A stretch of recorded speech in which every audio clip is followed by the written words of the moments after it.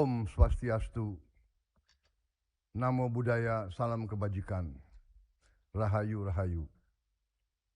Yang saya hormati Wakil Presiden Republik Indonesia, Saudara Gibran Rakabuming Raka, para pimpinan lembaga negara, Ketua Majelis Permusyawaratan Rakyat Republik Indonesia, Saudara Ahmad Muzani, beserta para wakil ketua,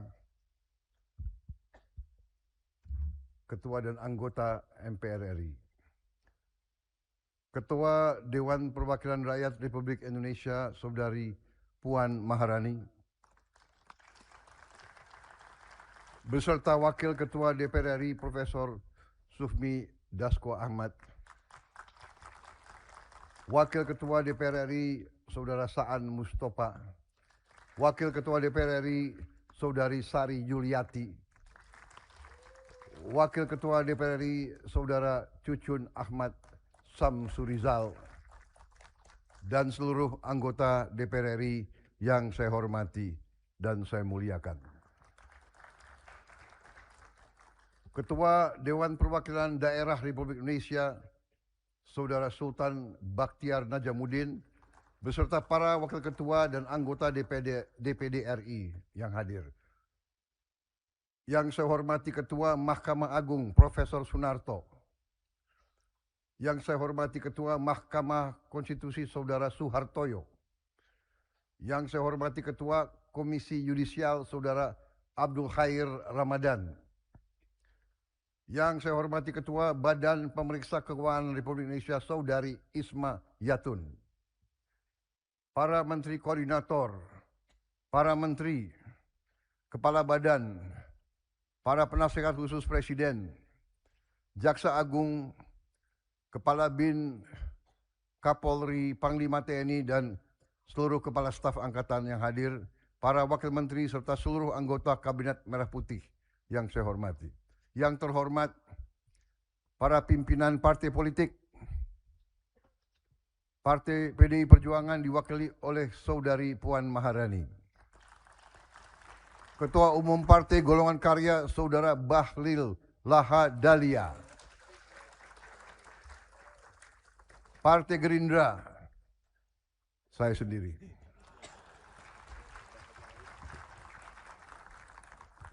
Tapi hadir juga Ketua Harian Profesor Sufmi Dasko Ahmad,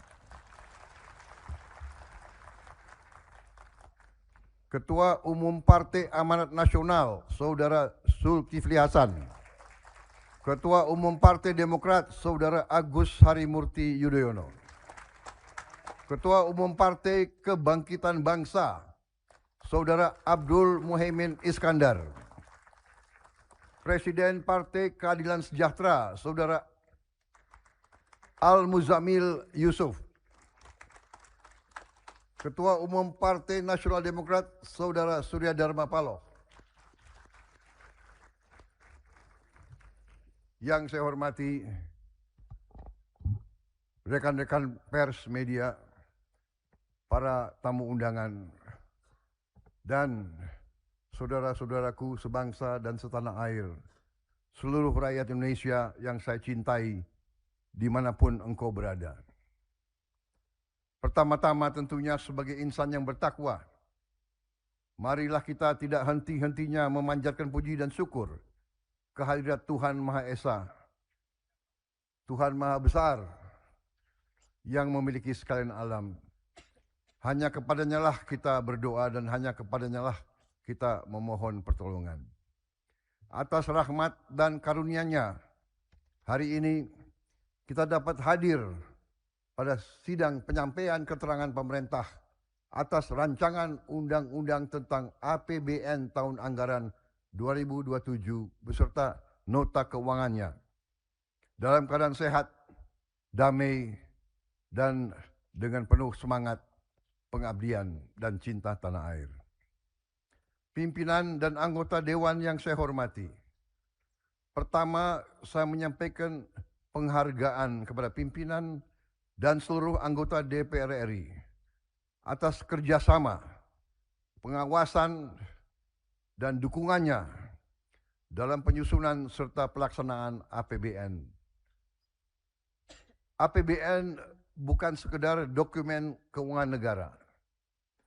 APBN adalah alat perjuangan kita. APBN adalah instrumen untuk melindungi rakyat. Alat untuk memperkuat bangsa. Alat untuk mewujudkan cita-cita kemerdekaan dalam mencapai kehidupan yang lebih baik. Jika dahulu para pahlawan berjuang agar bangsa Indonesia memiliki negara, hari ini tugas kita bersama adalah memastikan bahwa negara kita berhasil. Negara kita dapat memberi peningkatan kualitas hidup bagi rakyat kita. Negara kita hadir dalam kehidupan setiap rakyat kita. Negara kita hadir ketika petani membutuhkan pupuk, membutuhkan teknologi. Negara hadir ketika nelayan membutuhkan kapal dan tempat penyimpan hasil tangkapannya. Negara hadir ketika buruh membutuhkan perlindungan dalam bekerja dan berkarya. Negara harus hadir ketika anak-anak membutuhkan makan bergizi dan sekolah yang baik. Negara harus hadir kalau keluarga membutuhkan rumah, air bersih, listrik, pekerjaan, layanan kesehatan, serta perlindungan pada masa sulit. Kemerdekaan belum selesai hanya karena bendera kita, bendera merah putih, telah berkibar. Kemerdekaan harus terasa di meja makan rakyat kita. Kemerdekaan harus terasa di ruang kelas anak-anak kita. Kemerdekaan harus terasa di puskesmas dan di rumah sakit. Dan di masa depan setiap keluarga Indonesia. Itulah makna APBN sebagai alat perjuangan. Setiap rupiah yang dikumpulkan oleh negara harus kembali menjadi harapan yang nyata bagi rakyat kita. Saudara-saudara sebangsa dan setanah air, kita memasuki tahun 2026 dalam keadaan dunia yang tidak menentu, yang tidak mudah. Harga energi di seluruh dunia meningkat karena perang. Suku bunga global tinggi dan bisa naik. Nilai tukar berbagai negara tertekan dan ketegangan geopolitik mengganggu perdagangan dunia. Namun di tengah tekanan dan ketidakpastian global tersebut, kita bersyukur perekonomian kita tetap berdiri tegak. Ekonomi kita pada semester pertama tahun ini tumbuh tertinggi dalam 13 tahun terakhir.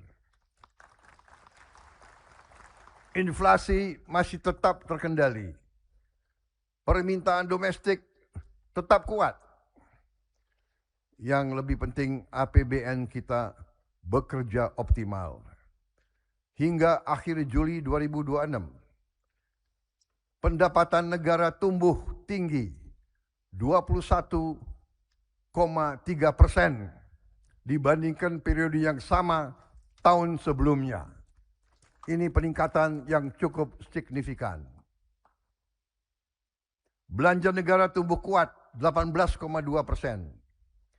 Belanja kita arahkan untuk menjaga daya beli rakyat, memperkuat pelayanan publik, dan menggerakkan ekonomi. Walaupun belanja negara tumbuh, defisit APBN tetap terjaga hanya 0,91% terhadap produk domestik bruto.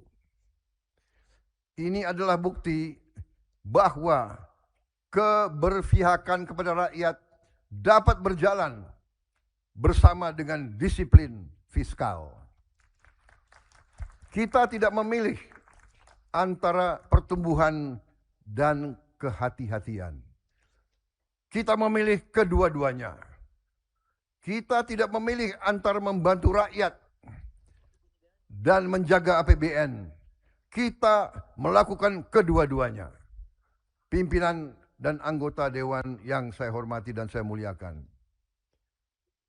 Dunia melihat dan memantau sikap kita.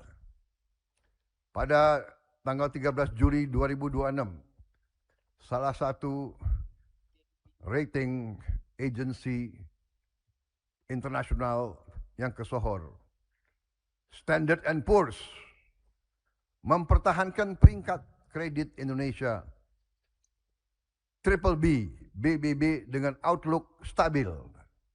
Ini pengakuan dunia terhadap kokohnya perekonomian Indonesia, dan Indonesia tetap berada pada kategori investment grade.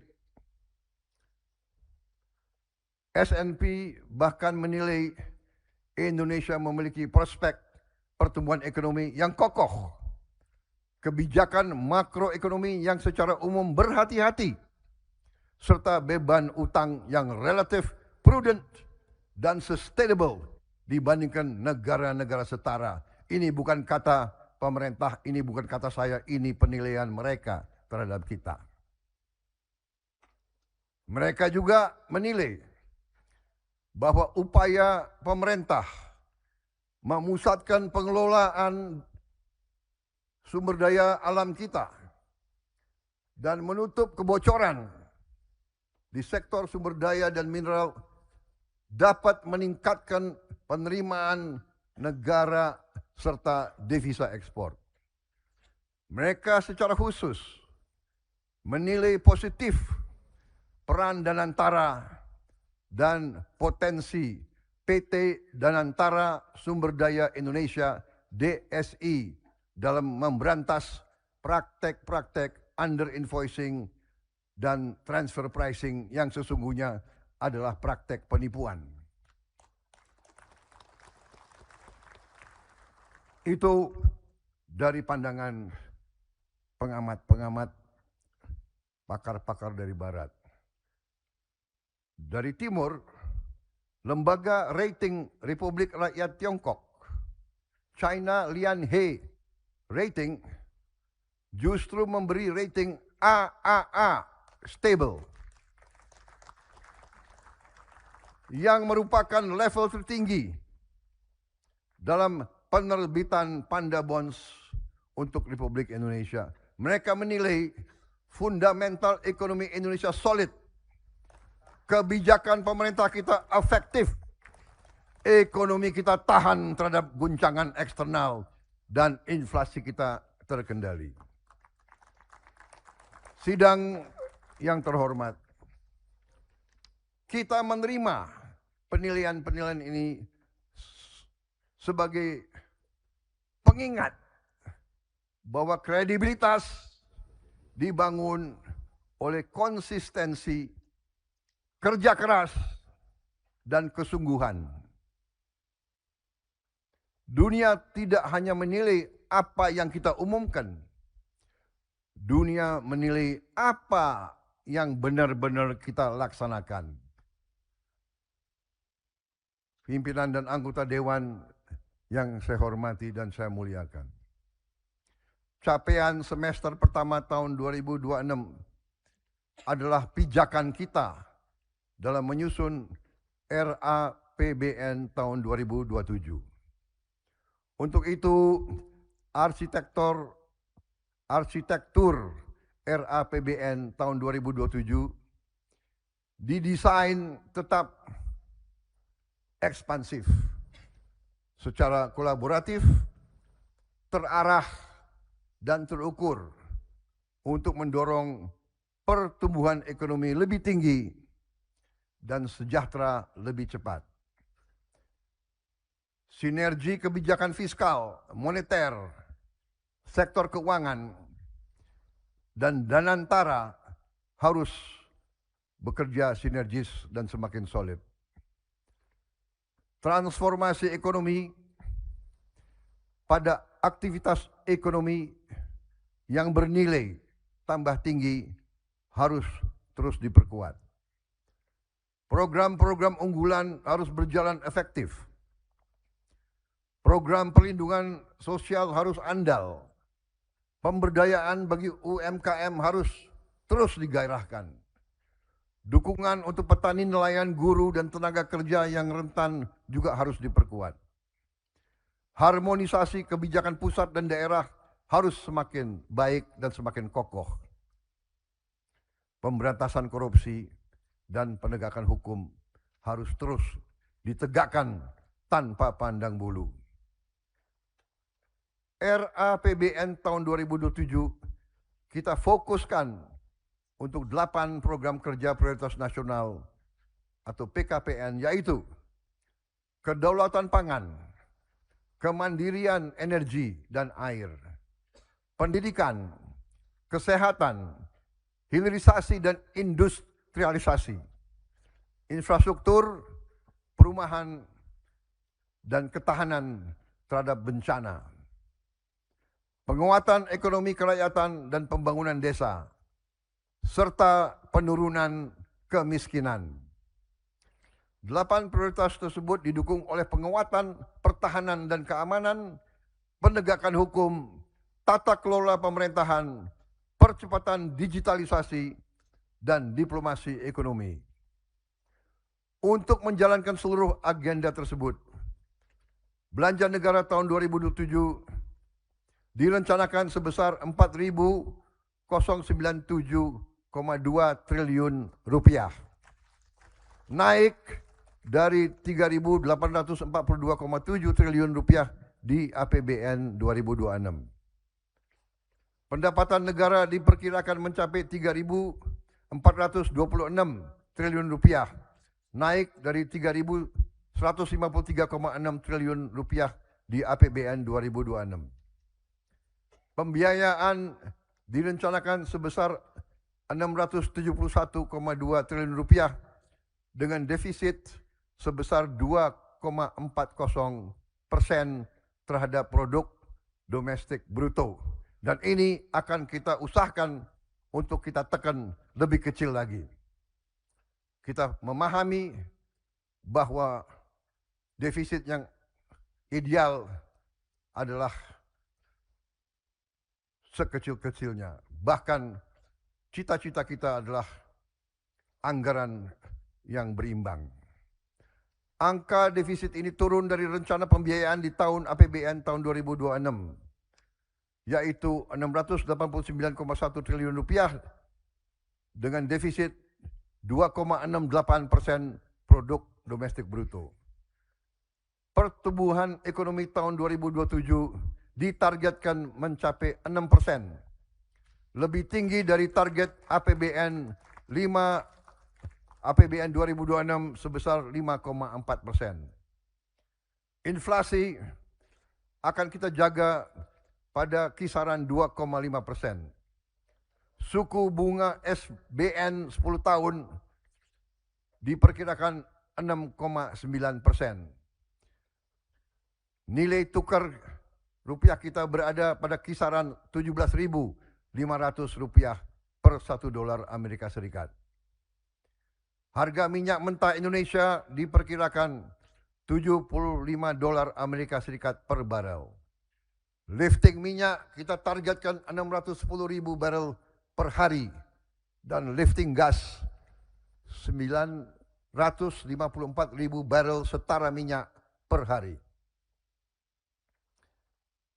Dengan pertumbuhan yang lebih kuat dan APBN yang efektif, kemiskinan di tahun 2027 ditargetkan turun ke rentang 6,0 sampai 6,5% dari target APBN 2026 6,5 sampai 7,5%. Tingkat pengangguran terbuka tahun 2027 ditargetkan turun ke rentang 4,30 sampai 4,87%. Turun dari 4,44 sampai 4,96% di tahun 2026.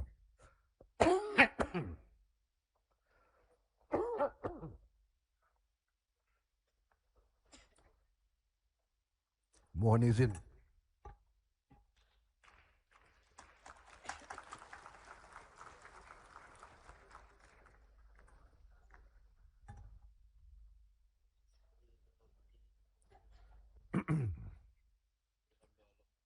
Rasio Gini kita targetkan membaik menjadi 0,362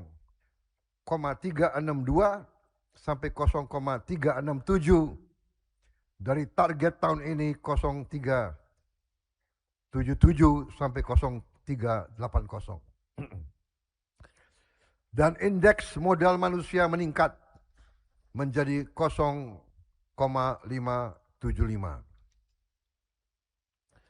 Angka-angka tersebut akan kita jaga dengan reformasi fiskal yang holistik dan konsisten.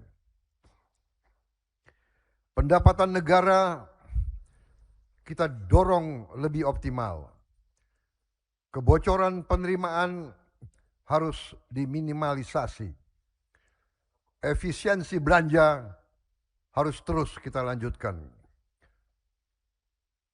Perlindungan sosial didorong semakin tepat sasaran, serta pembiayaan yang inovatif dan berkelanjutan terus dikembangkan. Saudara-saudara sekalian, angka-angka APBN kita sangat bergantung dengan angka-angka makroekonomi kita. Angka-angka makroekonomi kita sangat bergantung dari kualitas data yang dikumpulkan oleh Badan Pusat Statistik kita. Saya mendapat laporan sudah lebih dari 10 tahun kita belum melakukan rebasing atau pembaharuan cara kita menghitung berapa sebenarnya aktivitas ekonomi yang terjadi di negara kita. Oleh karena itu, sensus ekonomi yang sekarang dijalankan sampai akhir bulan Agustus 2026 yang dilakukan oleh 251.000 petugas sensus bekerja di seluruh desa-desa kita perlu kita pastikan berhasil. Saya minta agar saudara-saudara sekalian, wakil-wakil rakyat dan seluruh rakyat Indonesia yang sedang mendengarkan pidato saya saat ini, saya minta agar saudara-saudara tidak hanya mengisi formulir sensus dengan sejujur-jujurnya, tapi juga mengajak semua orang untuk ikut mengisi dengan sejujur-jujurnya. Data yang dikumpulkan BPS dari sensus ekonomi tidak akan digunakan untuk mengejar kekayaan atau pendapatan pribadi yang dilaporkan. Data dari sensus ekonomi akan digunakan untuk kita bisa lebih tepat menyusun kebijakan dan anggaran. Sebagai contoh di RAPBN 2027, kita mengasumsikan besar PDB kita mencapai 27.987 triliun rupiah. Jika pembiayaan sebesar 671,2 triliun rupiah, maka defisit APBN sebesar 2,40% terhadap PDB. Tapi jika ternyata PDB kita lebih besar, yang banyak lembaga internasional mengatakan seperti itu, maka defisit kita akan jauh lebih kecil. Selain itu, pembaharuan data tunggal sosial dan ekonomi nasional atau DTSEN juga akan kita lakukan dari hasil sensus ekonomi tahun 2026 ini. Karena itu sensus ekonomi ini sangat penting. Saudara-saudara sekalian, disiplin fiskal tidak berhenti ketika anggaran disahkan. Disiplin fiskal harus hadir sampai pada eksekusi setiap rupiah yang dibelanjakan. Selama ini terlalu banyak kementerian, lembaga, dan pemerintah daerah membeli barang yang sama, tapi membelinya sendiri-sendiri dengan harga yang berbeda-beda. Spesifikasinya sama, tapi karena prosesnya berulang dan mungkin berbeda-beda, jumlahnya terpecah, daya tawar negara menjadi lemah. Kita harus hentikan APBN digunakan membeli barang yang sama tanpa koordinasi, seolah-olah seperti ribuan pembeli yang tidak saling berbicara. Padahal kita semua adalah bagian dari negara Kesatuan Republik Indonesia. Kita apakah pemerintah pusat, pemerintah daerah, atau pemerintah kabupaten kota, kita adalah pemerintah Republik Indonesia. Data Lembaga Kebijakan Pengadaan Barang dan Jasa Pemerintah, LKPP, menunjukkan bahwa konsolidasi pengadaan pemerintah daerah saat ini telah menghasilkan efisiensi 20,86% pada 2025 dan 25,43% diperkirakan pada 2026. Jika dilaksanakan secara luas dan disiplin, konsolidasi, penggunaan katalog elektronik, perencanaan berbasis data, serta praktek pengadaan terbaik dapat menghasilkan efisiensi sampai 30% dari belanja pengadaan 1.200 triliun rupiah. Artinya, efisiensi dalam 1 tahun bisa mencapai 360 triliun rupiah. Kita bisa bayangkan 20 miliar dolar. Ini bukan angka yang kecil. Kita bisa berbuat sangat banyak dengan 360 triliun. Dan ini adalah di tangan kita. Saudara-saudara. Sebagai contoh, tahun lalu, layar pinter interaktif atau IFP yang selama ini dibeli oleh Pemda-Pemda secara terpisah di kisaran harga 150 juta rupiah per unit. Setelah pembelinya kita konsolidasikan di Kementerian Dikdasmen, kita dapat membeli dengan harga 26 juta rupiah per unit.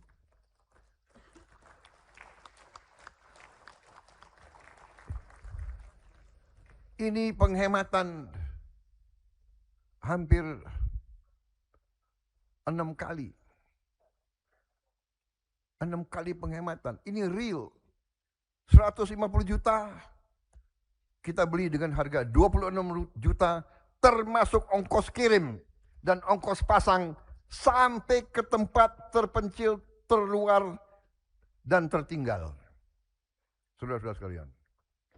Karena itu saya melaporkan di sini pemerintah akan segera mengkonsolidasikan seluruh pengadaan barang dan jasa yang serupa. Kita akan tingkatkan kelembagaan LKPP menjadi badan pengadaan pemerintah, dan untuk itu kita mohon dukungan Dewan Perwakilan Rakyat yang saya hormati.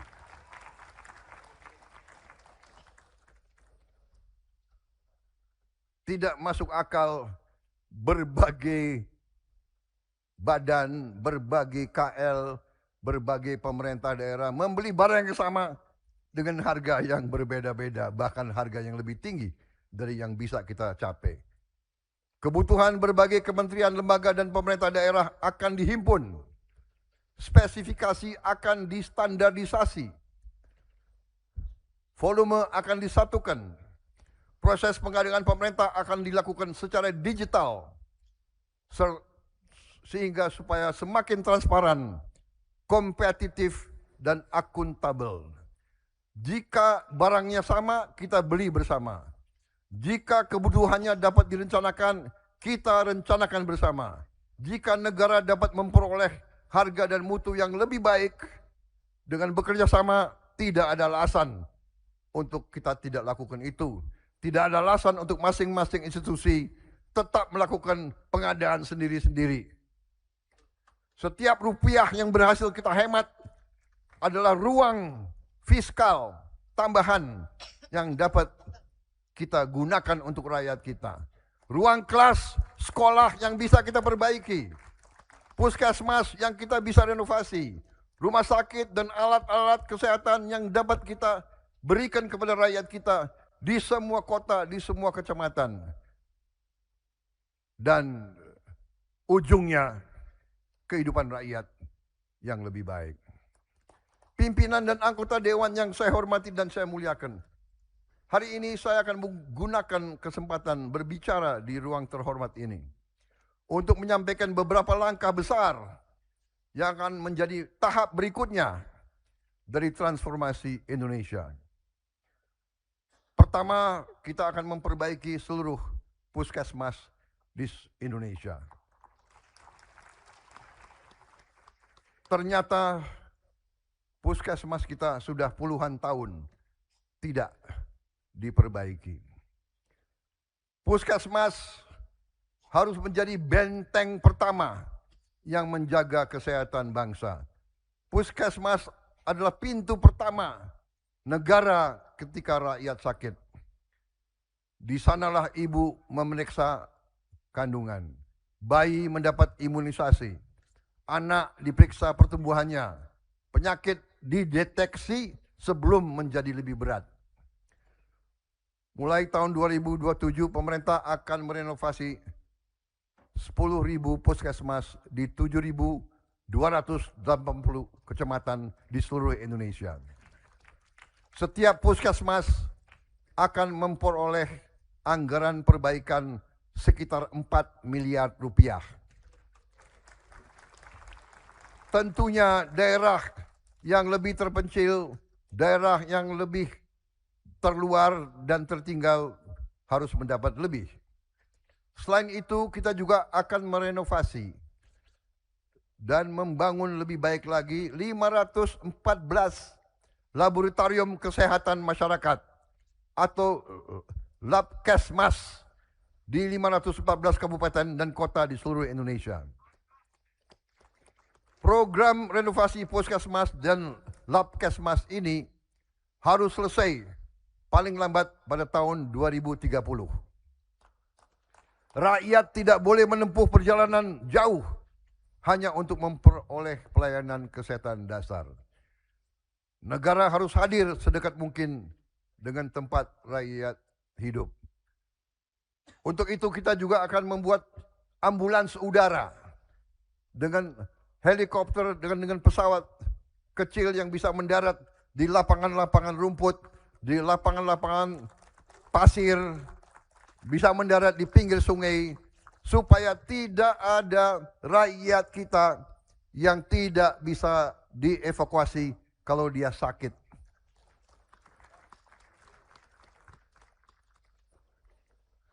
Saya mendapat laporan banyak ibu-ibu yang meninggal karena harus menempuh jalan 7 jam sampai 9 jam pada saat melahirkan. Pada saat sudah waktu mau pecah harus 9 jam karena tidak ada jalan yang baik, karena jembatan tidak bagus. Akhirnya banyak ibu-ibu meninggal di daerah-daerah yang tidak jauh dari ibu kota. Untuk itu kita harus mencari terobosan inovatif.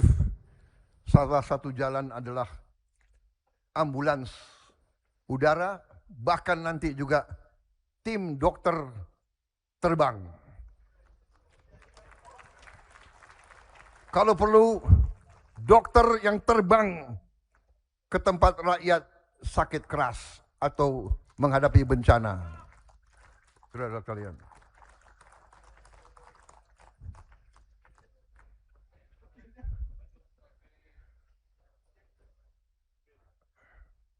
Kedua, kita akan membangun dan merevitalisasi 441 rumah sakit umum daerah.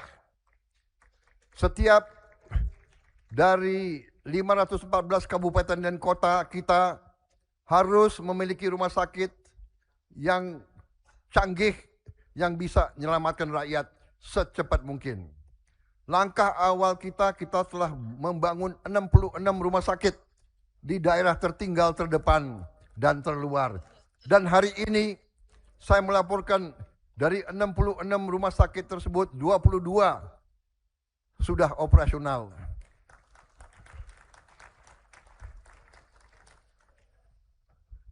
Kita telah membawa alat pemeriksa jantung, CT scan, mamografi, USG, dan layanan modern ke wilayah yang sebelumnya harus merujuk pasien ke tempat-tempat yang sangat jauh. Rencana kita juga di setiap gerai Koperasi Merah Putih akan ada klinik di mana rakyat bisa dapat kesehatan layanan melalui jarak jauh. Saudara-saudara, tahap berikutnya jauh lebih besar. Pemerintah akan membangun revitalisasi 440 rumah sakit umum daerah agar setiap kabupaten dan setiap kota memiliki rumah sakit yang baik. RSUD tersebut akan kita perkuat terutama untuk menangani penyakit-penyakit penyebab kematian tertinggi. Kanker, jantung, stroke, ginjal, serta untuk pelayanan kesehatan ibu dan anak. Tidak boleh lagi seorang ibu kehilangan nyawa karena rumah sakit terlalu jauh. Tidak boleh lagi seorang ayah menjual seluruh hartanya karena harus berobat ke kota besar. Untuk memperkuat upaya ini, sebagaimana saya telah melaporkan, kita harus menghadapi dan menyelesaikan masalah kekurangan dokter umum dan dokter spesialis kita. Kita masih butuh tambahan 84.781 dokter umum. Kemudian 127.580 dokter gigi. Saudara-saudara sekalian. 481 kabupaten kota butuh tambahan 55.712 dokter spesialis. Karena itu kita telah membuka 9 fakultas kedokteran baru serta 170 program studi spesialis dan subspesialis. Baik yang berbasis perguruan tinggi maupun berbasis rumah sakit. Dan ini kita akan upayakan lebih banyak lagi. Saudara-saudara sekalian, bila perlu kita sedang memikirkan kita bisa mengundang dokter-dokter dari negara lain untuk praktek di sini untuk waktu-waktu yang terbatas. Karena kalau kita menunggu lulusnya 187.000 dokter gigi, mungkin kita harus nunggu 4 presiden sesudah saya. Saudara-saudara sekalian, rakyat kita menuntut, berharap pelayanan kesehatan secepat mungkin. Kita tidak boleh berpikir normatif, kita harus berani berpikir inovatif.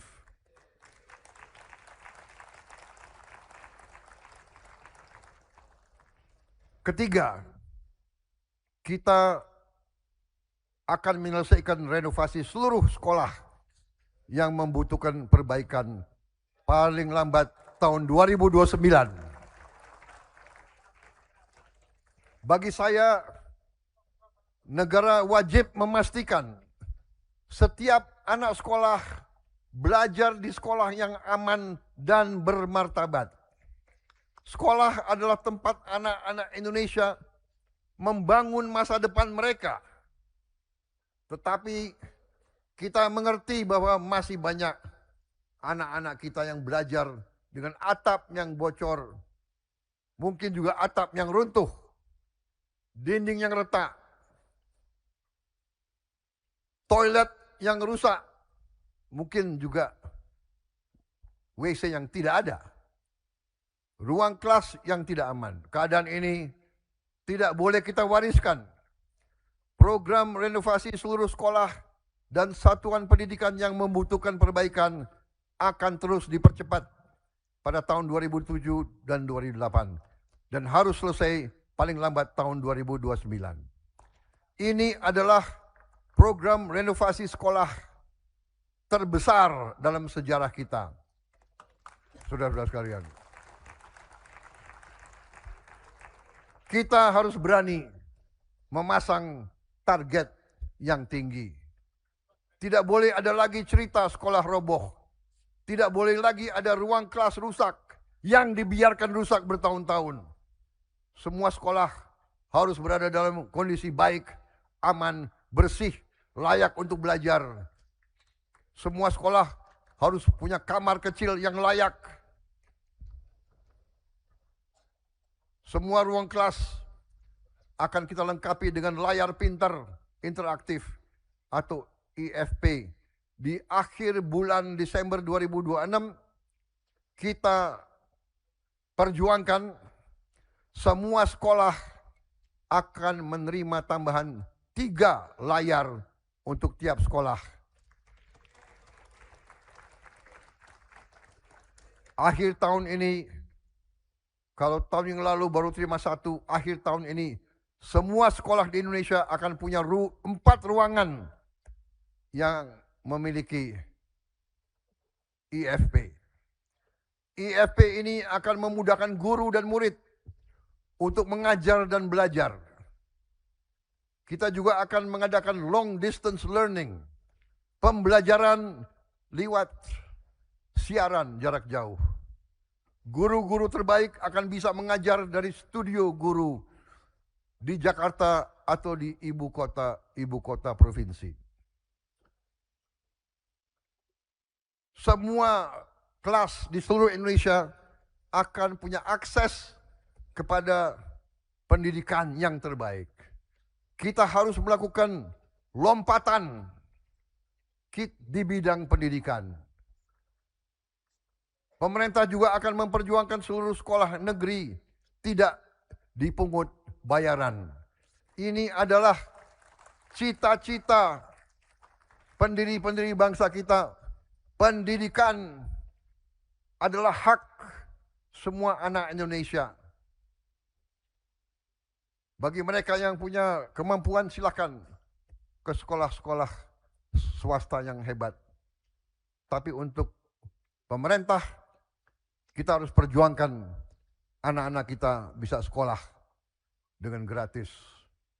Keempat, hari ini saya mengumumkan tahap lanjutan kebijakan ekspor 1 pintu kita. Kita telah membahas bersama OJK bahwa kita ingin segera mendirikan bursa mineral dan komoditas strategis. Selama puluhan tahun, Indonesia menjadi salah satu produsen terbesar untuk komoditas-komoditas penting dunia. Kelapa sawit, nikel, timah, batu bara, emas, kopi, karet, dan berapa belas komoditas lainnya. Tetapi terlalu sering harga kekayaan kita yang keluar dari bumi dan keringat rakyat Indonesia justru harganya ditentukan di luar negeri, di negara lain, di bursa komoditas negara lain. Mereka yang tidak punya komoditas ini, masa mereka menentukan berapa harga komoditas itu? Ini tidak masuk akal. Saya tidak mengerti di mana diajarkan ilmu ekonomi semacam ini. Kitanya punya barang, orang lain menentukan harganya. Saya bertanya kepada wakil-wakil rakyat, mau kita teruskan situasi seperti ini?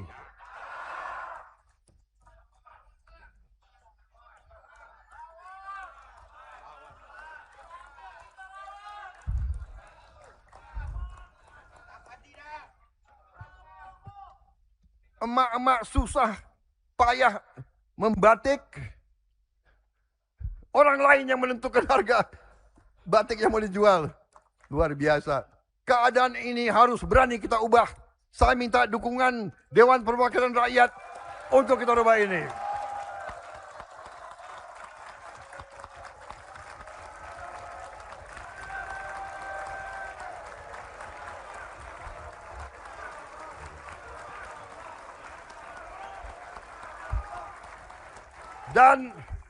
Dan saya katakan di sini, saya yakin saudara-saudara mendukung saya. Kalau mereka tidak mau bayar harga yang kita pasang, nggak usah beli. Lebih baik komoditas itu, nikel itu, timah itu, emas itu, semuanya biar di tanah untuk anak cucu kita.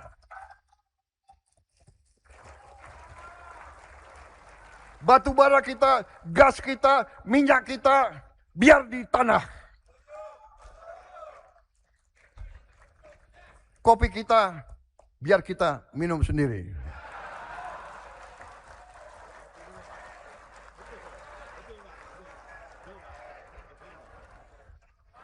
Tapi tentunya kita juga mengerti mekanisme pasar. Kalau harga terlalu tinggi, itu juga nggak masuk akal. Tapi yang penting, bursanya ada di bumi Republik Indonesia.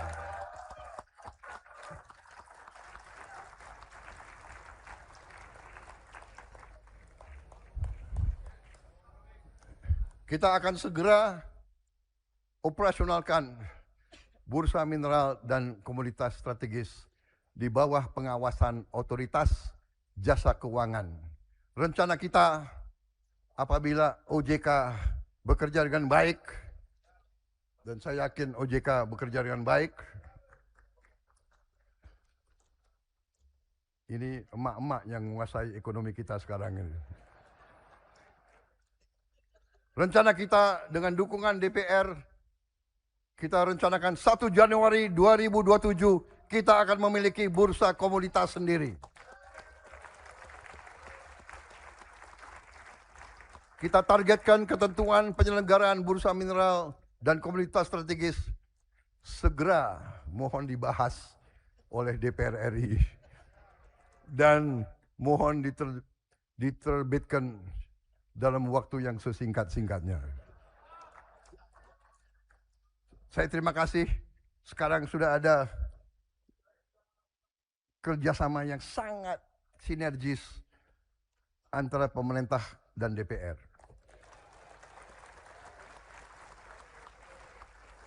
Ini tidak berarti bahwa tidak ada demokrasi. Kita harus ada demokrasi, kita harus diawasi, kita harus dikritik. Tapi kita harus kerja cepat untuk rakyat kita. Dan ini saya kira sudah dihasilkan oleh DPR RI sekarang ini. Saya terima kasih.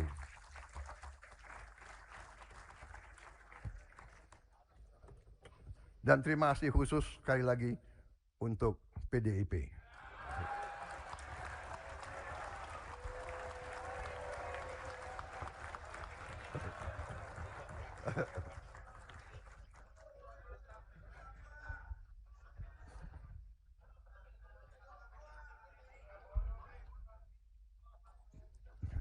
Sebenarnya ini bukan Prabonomics, ini Marhain ini.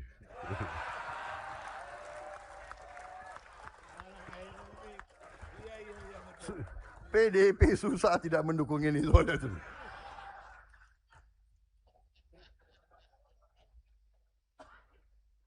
Saudara-saudara, dengan ini kita akan membangun Indonesia Reference Price. Harga referensi Indonesia untuk komoditas-komoditas utama ekspor Indonesia. Kita ingin membangun pasar yang dalam, transparan, liquid, dan dipercaya dunia. Produsen, petani, eksportir, pembeli, dan investor akan bertemu dalam satu sistem yang diawasi dengan data transaksi yang lebih terang dan ruang penipuan yang semakin sempit. Dalam upaya membangun bursa yang kredibel, Otoritas Jasa Keuangan juga telah melakukan reformasi terbesar dalam sejarah bursa saham kita. Mereka yang melanggar aturan bursa diberi sanksi. Kita juga akan melanjutkan reformasi pasar modal kita dengan demutualisasi pasar modal. Demutualisasi akan membawa pasar modal Indonesia ke standar dunia dan menjadikan pasar modal Indonesia menjadi salah satu yang terbesar di dunia. Pasar modal yang bekerja dengan baik, ini adalah masalah keadilan. Soal kesempatan perusahaan rintisan, startup, pengusaha-pengusaha kita bisa naik kelas, menambah ekuitas, menambah modal, agar bisa memperbesar skala dan dampak usahanya. Minta izin.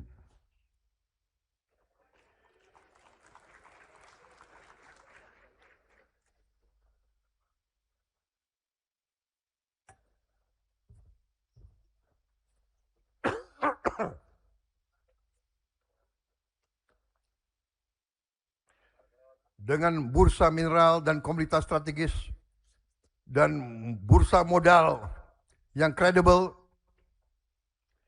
Indonesia akan berhenti menjadi tempat negeri, tempat komoditas digali, tetapi harga dan keuntungannya ditentukan oleh negara lain. Kita bukan hanya ingin menjadi penghasil komoditas dunia, kita harus ikut menentukan harga komoditas dunia.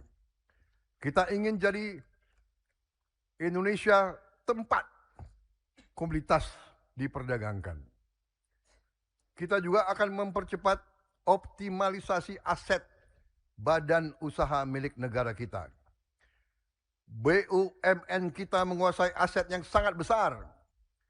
Sebagian bekerja dengan baik, sebagian belum menghasilkan manfaat dibandingkan dengan nilainya. Sebagaimana saya telah laporkan tadi pagi di majelis yang terhormat ini, kita telah menutup 290 BUMN yang tidak produktif dan tidak memberi nilai tambah untuk bangsa kita. Kita akan teruskan upaya optimalisasi BUMN hingga kita akan punya di akhir tahun ini maksimal 300 BUMN yang produktif. Kalau bisa lebih ramping, lebih baik. Selain itu, aset berupa tanah, gedung, jaringan, kawasan, dan fasilitas yang tidak dikelola optimal oleh BUMN tidak boleh dibiarkan tidur, sementara rakyat membutuhkan pekerjaan dan perekonomian membutuhkan investasi. Pemerintah akan mempermudah kerjasama pemanfaatan aset-aset BUMN yang belum optimal dioperasikan akan kita ajak pihak swasta melalui proses yang terbuka, kompetitif dan akuntabel, serta menjaga kepemilikan strategis negara. Kita akan membuka supaya aset-aset yang tidak produktif dikerjakan oleh BUMN bisa dikerjakan oleh pihak swasta di seluruh Indonesia.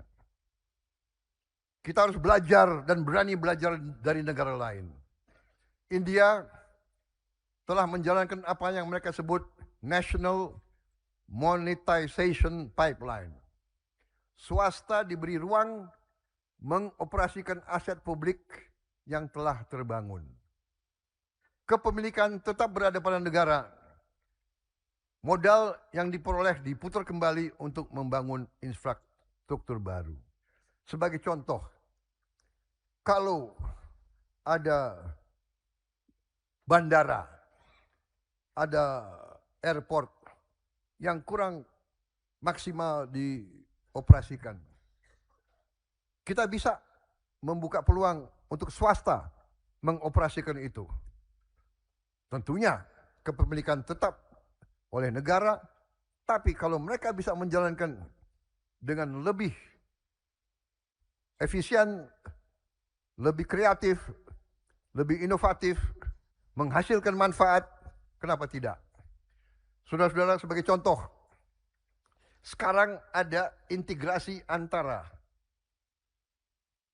penerbangan, perusahaan penerbangan, hotel, dan bandara. Kalau ini dioperasikan secara integratif, ini punya nilai tambah yang potensial bisa menambah income bagi kita. Saudara-saudara, itu akan kita rintis. Selanjutnya kita telah mulai dan akan membangun 100.000 megawatt atau 100 gigawatt energi dari matahari, energi surya.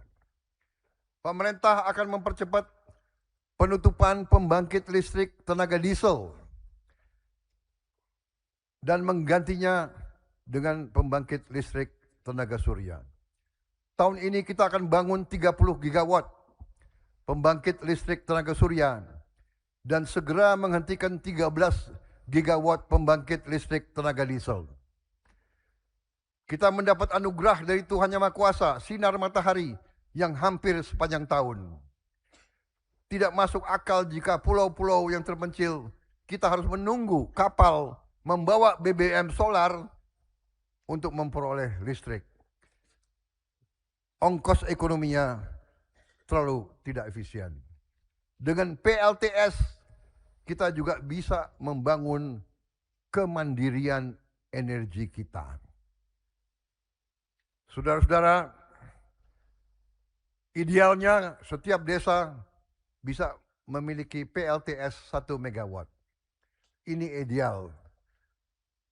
Kalau desa itu mau siapkan lahan, kita bisa yakinkan bahwa mereka bisa dapat PLTS 1 gigawatt atau saya ulangi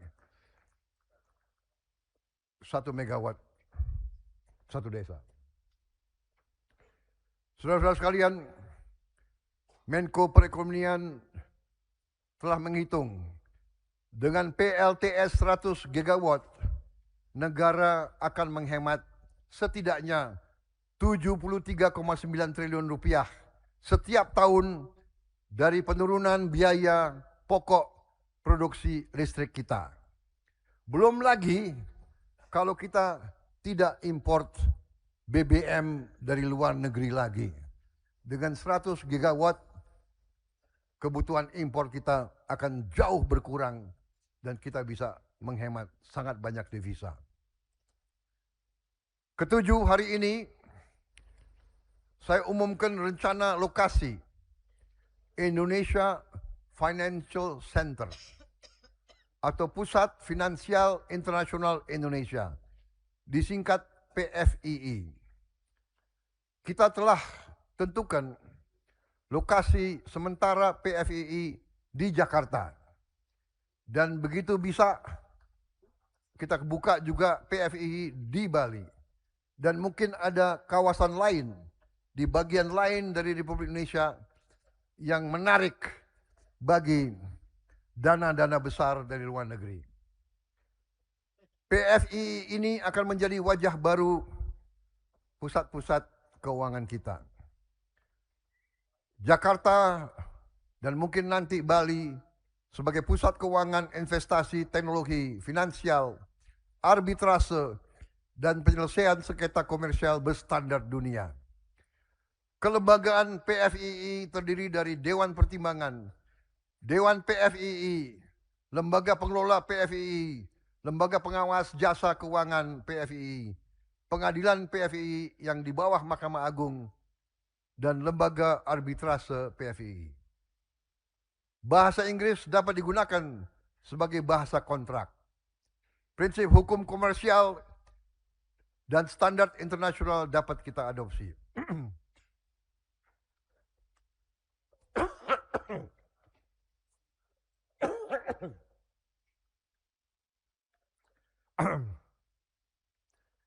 Hakim ad hoc dapat berasal dari talenta hukum terbaik Indonesia dan dunia.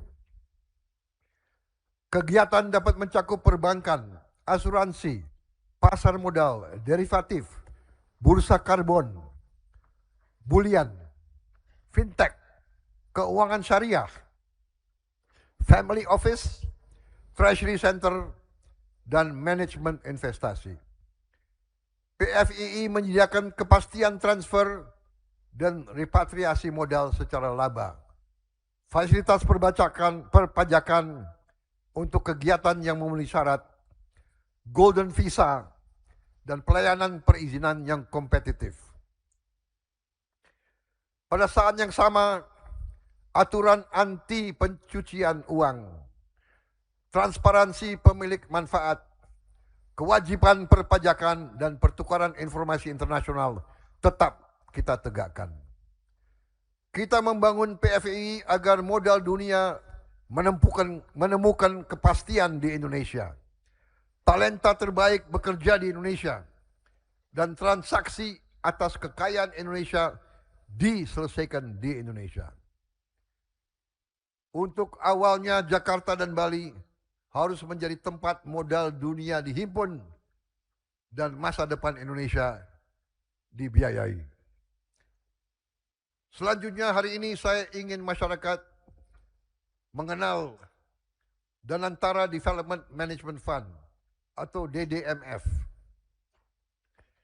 Danantara adalah dana kedaulatan kita. Danantara harus menjadi instrumen pembangun kapasitas bangsa untuk puluhan tahun mendatang. DDMF adalah instrumen yang menyiapkan, mengembangkan dan membiayai proyek strategis jangka panjang yang penting bagi Indonesia, tapi belum dapat kita biayai dengan investasi komersial jangka pendek. Dan juga kita hindari harus dibiayai oleh APBN. Melalui DDMF, dana kedaulatan Indonesia akan ditanamkan secara disiplin dan profesional. Sebagai contoh, pada proyek mobil nasional, kita rencanakan mobil nasional kita produksi secara massal di akhir tahun 2028. Fasilitas sudah dibangun di daerah Subang. Proyek motor nasional juga telah kita luncurkan. Ekosistem motor nasional sudah bekerja. 2 perusahaan swasta besar telah bekerja. 2 BUMN juga telah mulai produksi motor listrik. Kita juga harus membangun giant seawall, tanggul besar untuk mengamankan pantai utara Pulau Jawa. Ini mutlak harus kita lakukan. Jangan kita tunggu bencana datang. Kita harus belajar dari negara lain. Negara Belanda membangun infrastruktur perlindungan jangka panjang tanpa perlu menunggu bencana. Giant seawall di Belanda kini melindungi jutaan penduduk Belanda dan menjadi simbol kemampuan teknologi nasional Belanda. Giant seawall kita di pantai utara Jawa harus kita bangun segera dan menjadi sabuk perlindungan bagi jutaan warga Pantura Jawa untuk menyelamatkan puluhan ribu hektar yang sudah mulai tenggelam oleh naiknya laut. Selain itu, giant seawall kita di pantai utara Jawa harus menjadi infrastruktur air bersih. Harus menjadi jalur pertumbuhan baru. Dan proyek rekayasa yang membangun kemampuan anak bangsa. BRIN telah menghasilkan terobosan teknologi yang akan kita gunakan untuk giant seawall ini. Proyek giant seawall ini akan butuh 15 hingga 20 tahun untuk kita selesaikan pembangunan giant seawall ini. Ini waktu yang lama Saya tidak tahu presiden keberapa yang akan meresmikan. Tapi saya bertekad presiden ke-8 akan mulai proyek ini. Pembangunan ini kita rencanakan dibagi 15 segmen. Dari Banten sampai Jawa Timur, sampai Gresik. Kalau tidak, Gresik. Dan jika dilaksanakan serentak, sesungguhnya mungkin berkurang dari 20 tahun. Apapun, kita harus berani mulai. Ini menyangkut hajat hidup puluhan juta rakyat kita yang hidup di Pantura. Dan kita harus ingat berapa persen industri kita ada di kawasan-kawasan di pantai utara, mulai Jawa Barat sampai ke Jawa Timur. Jadi masa depan industri kita juga dipertaruhkan. Tadi saya sebut kita akan percepat proses elektrifikasi mobilitas rakyat. Subsidi BBM harus kita kurangi secara signifikan. Untuk itu pemerintah yang saya pimpin kemarin telah meluncurkan ekosistem motor listrik nasional. Selain itu hari ini kita umumkan, kita akan beri insentif yang cukup besar untuk mereka yang bisa membangun 1 juta motor listrik yang diproduksi di dalam negeri oleh perusahaan Indonesia. Kebijakan ini mempunyai 3 tujuan sekaligus. Menurunkan biaya kendaraan untuk rakyat, mengurangi konsumsi bahan bakar impor, dan membesarkan industri motor listrik nasional beserta rantai pasok baterai, komponen, perangkat lunak, serta layanan purna jualnya.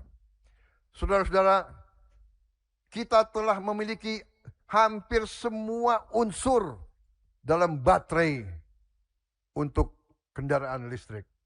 Hampir semua.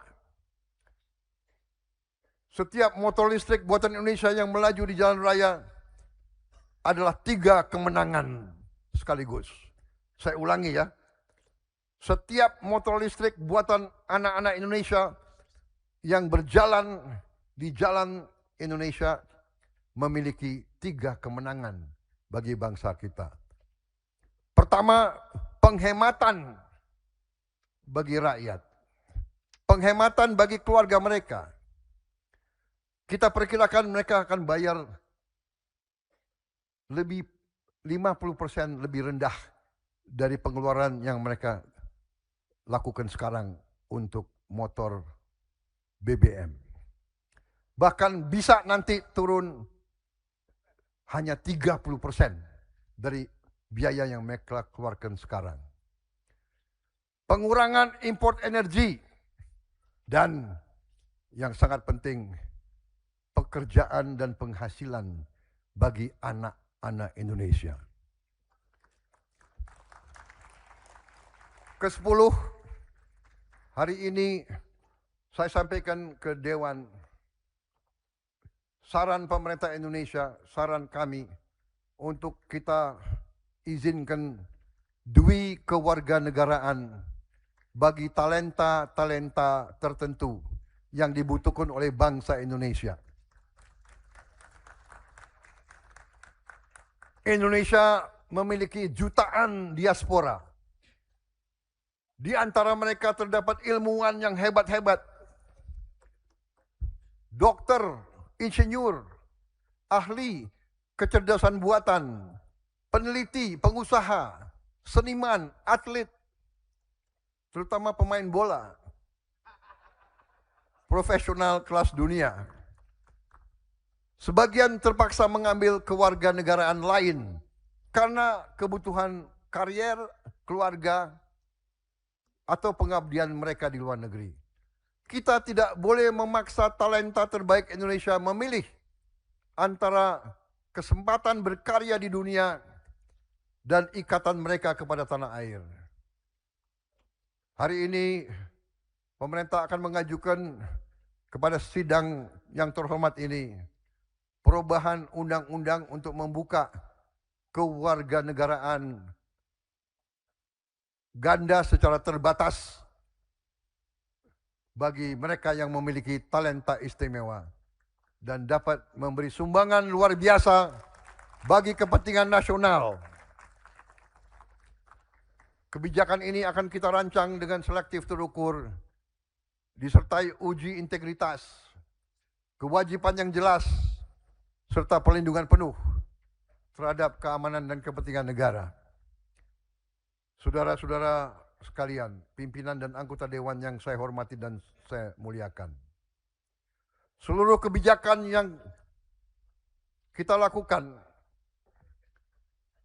memiliki satu tujuan: mengubah kekayaan Indonesia menjadi kekuatan Indonesia. Renovasi 10.000 puskesmas, pembangunan 441 RSUD, perbaikan seluruh sekolah dari Sabang sampai Merauke, dari Miangas sampai Rote, akan memastikan negara hadir dalam kebutuhan paling dasar rakyat. Bursa komoditas akan memperkuat kedaulatan rakyat, meningkatkan penghasilan negara. Optimalisasi aset BUMN akan membuat kekayaan negara lebih produktif.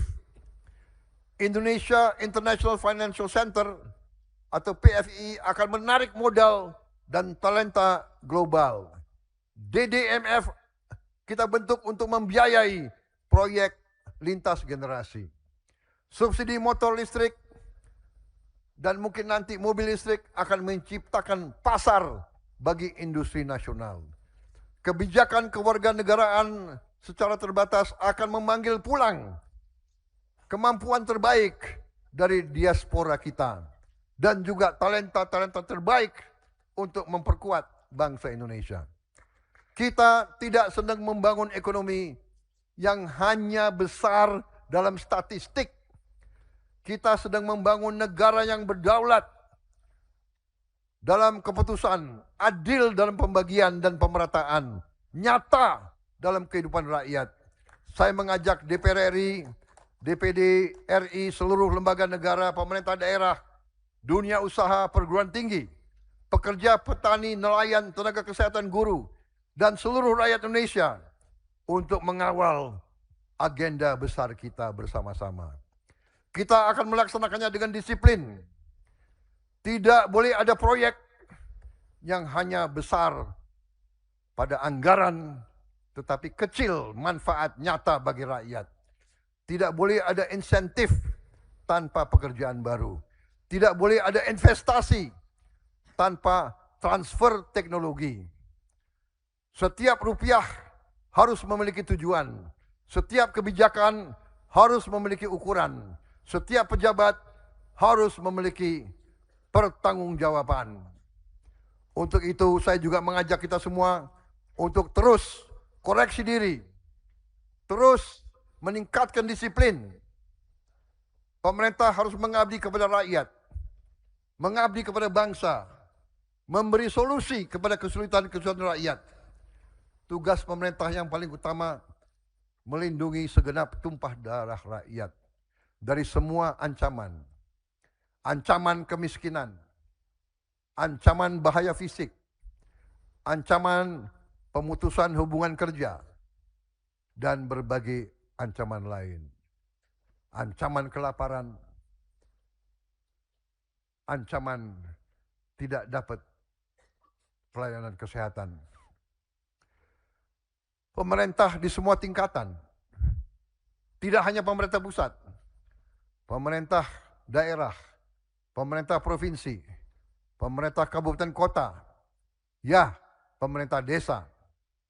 Kita harus menghilangkan praktek-praktek korupsi, penipuan, markup, penggelembungan dalam pembelanjaan.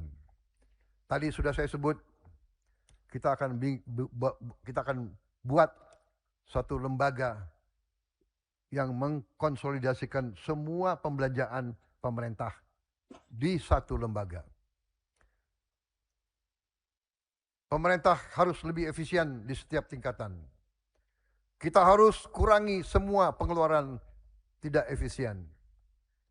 Saya gembira sekarang tidak ada lagi anggaran untuk ulang tahun kementerian.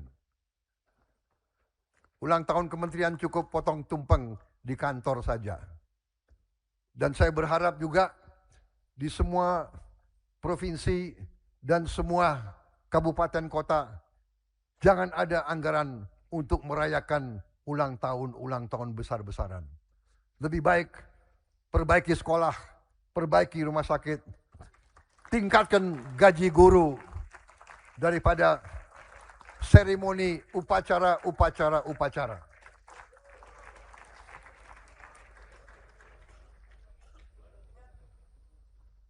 Tapi kalau upacara hari kemerdekaan secara terpusat itu wajib. Pimpinan dan anggota dewan yang saya hormati, demikian keterangan pemerintah atas rancangan undang-undang tentang anggaran pendapatan dan belanja negara. Tahun anggaran 2027 beserta nota keuangannya. Besar harapan saya agar pembahasan RAPBN 2027 dilaksanakan secara terbuka, konstruktif, berorientasi sepenuhnya kepada kepentingan rakyat dan bangsa. Semoga Allah SWT senantiasa memberi rahmat, petunjuk, taufik dan hidayah kepada kita sekalian, memberi kekuatan kepada kita semua dalam menjalankan amanah harapan seluruh rakyat Indonesia. Dirgahayu Republik Indonesia tercinta. Sekali merdeka, tetap merdeka. Sekali berdaulat, terus berdaulat. Merdeka! Terima kasih. Wassalamualaikum warahmatullahi wabarakatuh. Salam sejahtera kita sekalian. Om Swastiastu. Namo Buddhaya. Salam kebijakan. Rahayu, rahayu. Selesai.